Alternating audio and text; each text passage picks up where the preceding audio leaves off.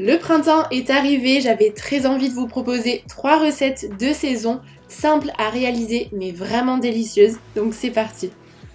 On commence par des pâtes aux asperges à la ricotta. Pour ça on aura besoin de fettuccine, d'asperges, de persil, d'ail, de pignon de pain et de ricotta. Toutes les quantités seront dans la barre d'information. Donc je commence par faire chauffer de l'eau pour cuire les pâtes.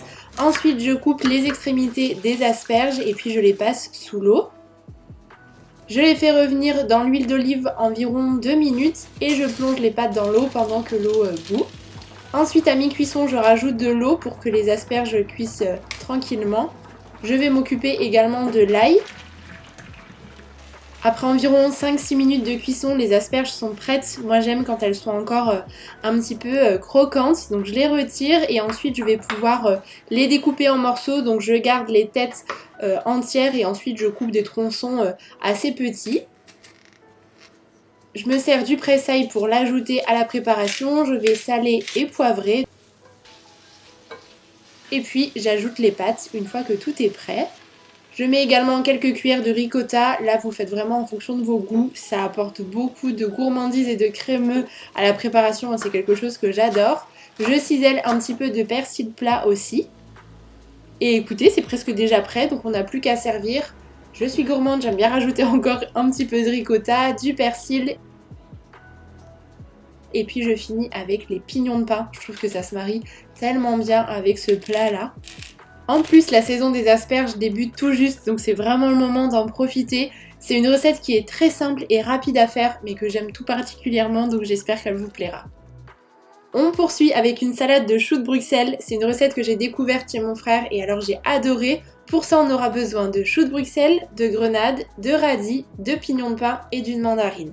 Donc c'est une étape un petit peu fastidieuse, mais ils font passer à la mandoline la totalité des choux de Bruxelles. Donc moi je me suis servi d'une fourchette, c'était un petit peu plus pratique comme ça, comme les choux de Bruxelles sont assez petits.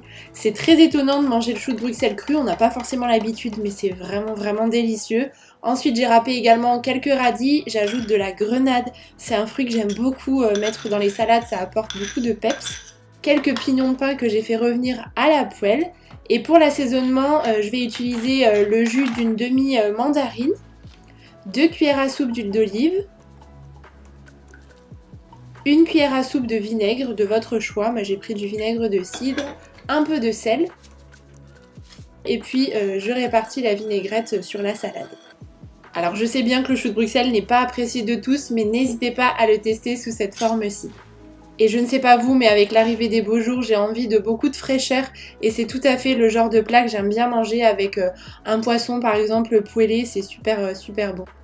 Et je termine avec une recette de chachouka très revisitée, je le précise. Donc pour ça on a besoin d'épinards, de 4 œufs, de quelques tomates séchées, du fromage de chèvre, de la crème fraîche et d'un oignon.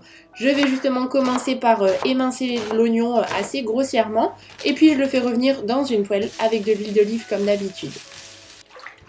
Bien entendu, je lave les épinards à l'eau claire et puis je les fais revenir dans la sauteuse avec les oignons.